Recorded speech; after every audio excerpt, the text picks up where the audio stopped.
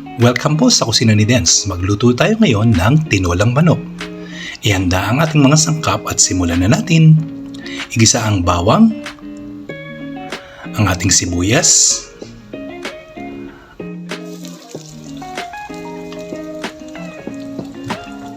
igisa ito hanggang maging golden brown.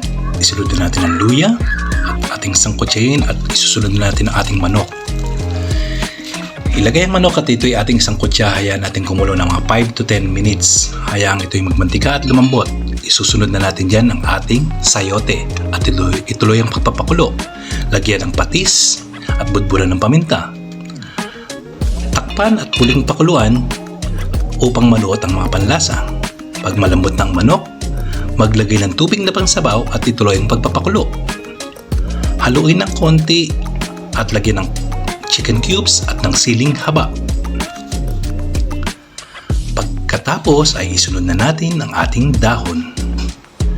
Pakuluan at yan, ready na po ang ating tinolang manok.